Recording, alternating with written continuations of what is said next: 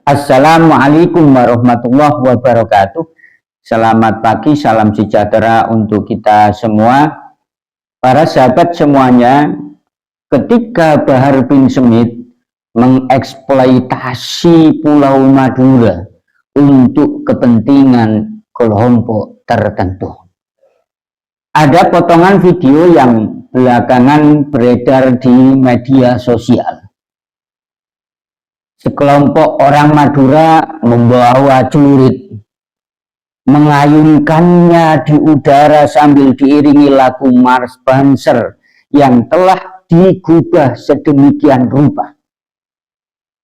Lirik aslinya yang heroik dan patriotik diubah menjadi lirik yang penuh dengan provokatif, dan yang membawakan lagu itu bukanlah seorang sentral tokoh NU, bukan pula seniman Madura, akan tetapi dia dari provinsi jauh di barat, melainkan Bahar bin Smith, seorang yang lebih dikenal karena retorikanya yang meledak-ledak, penuh dengan keemosian, ketimbang kedalaman ilmu dan kearifan tutur katanya.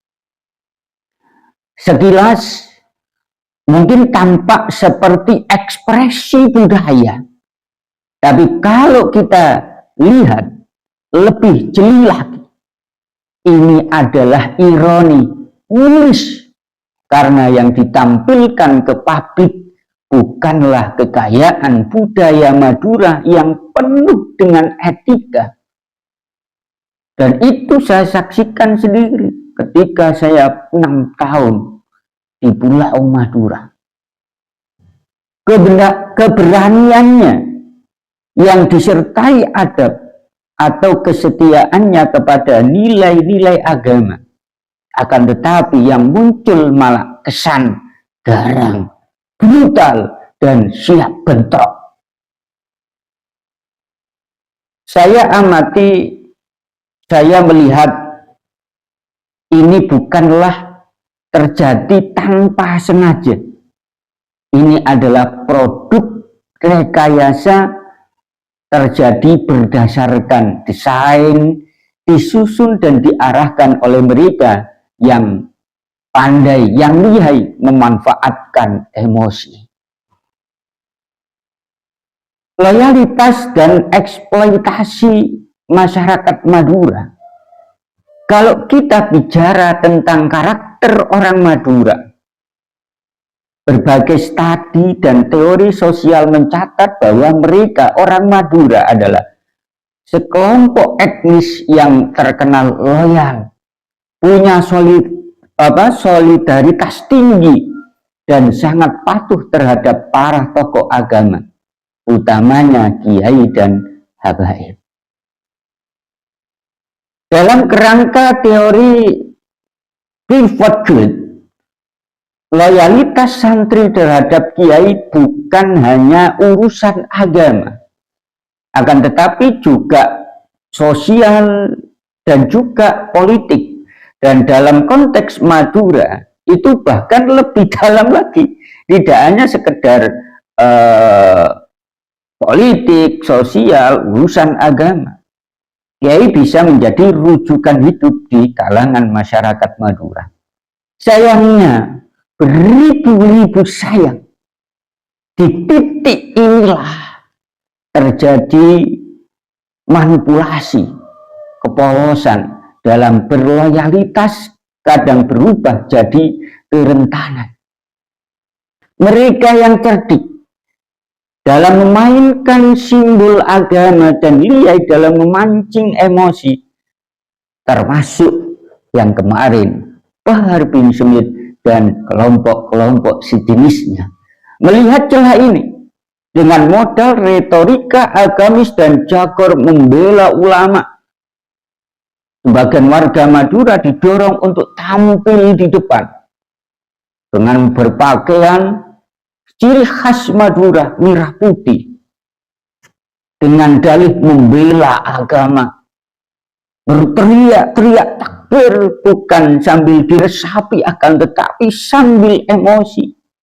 Tentu sebagai orang yang berdarah dan berkultur Madura, secara pribadi saya menyayangkan kondisi hal ini. Sehingga saya teringat dengan peristiwa yang terjadi di Kalimantan sekitar tahun 2012. Di mana ketika sempat ada ketegangan antara ormas tertentu dengan suku Dayak, kala itu sebagian warga Madura ikut terseret, terbawa suasana panas dengan narasi membela agama dan ulama. Alhasil apa? Hasilnya adalah ketegangan meningkat dan yang paling dirugikan justru masyarakat akar rumput, bukan elit ormas, bukan pula para provokator.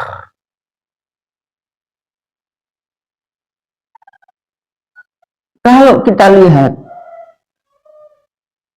yang dirugikan dengan provokasinya Bahar bin Smith kemarin adalah masyarakat Madura sendiri. Yang dirugikan adalah masyarakat akar rumput Madura sendiri, bukan Bahar bin Smith. Apa yang terjadi hari ini dalam video yang beredar itu seakan mengulang pola yang sama. Bahar bin Smith yang tidak dikenal punya hubungan historis, emosional, ataupun kultur dengan Madura, malah dengan enteng memainkan dan memanfaatkan simbol-simbol kekerasan yang dilekatkan pada orang Madura. Celurit, nyali, aksi jalanan demi narasi yang sangat politis yang dikeluarkan oleh Bahar bin Smith. Dari kultur ke karikatur, sosial, maksud saya sosiolog asal Prancis yang bernama Pierre berbicara tentang simbolik kapital.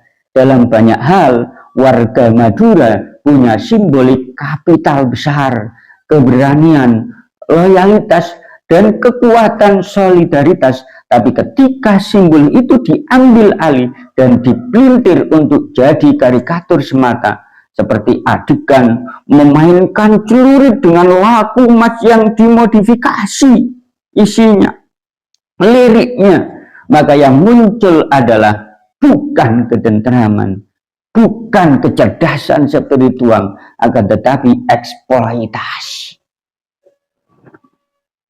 Budaya Madura yang semestinya ditampilkan sebagai etika perlawanan terhadap ketidakadilan,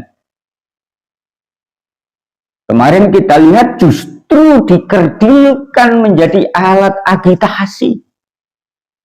Dan ini sangat menyedihkan sekali.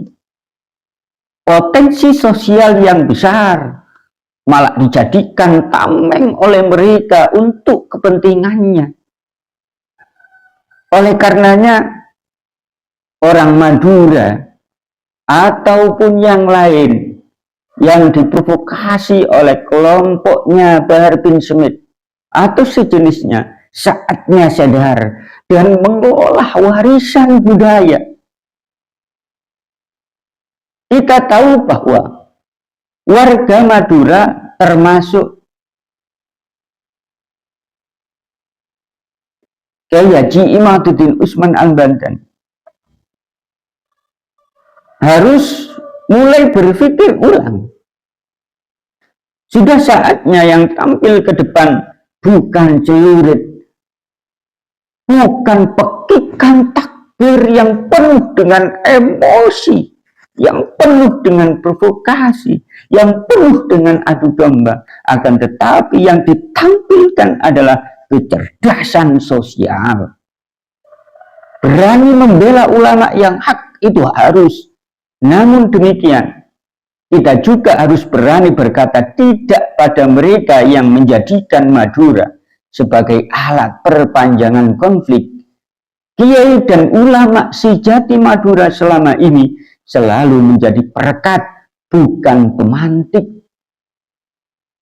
Maka jika ada yang datang membawa retorika keras, simbol kekerasan dan narasi provokasi, lalu mengatasnamakan agama, tanyakan satu hal yang sangat sederhana ini. Apa sebenarnya yang kalian perjuangkan dan mengapa harus kami yang dijadikan tameng? Mungkin pertanyaan yang terakhir ini adalah kita lontarkan sekali lagi kepada kelompok-kelompok yang berusaha memperpecah kedamaian di Indonesia, sebagaimana yang dilakukan oleh Bahar bin Smith dan kelompok-kelompoknya. Mudah-mudahan kita selalu senantiasa dilindungi oleh Tuhan Sang Maha Kuasa. NKRI harga mati. Assalamualaikum warahmatullahi wabarakatuh.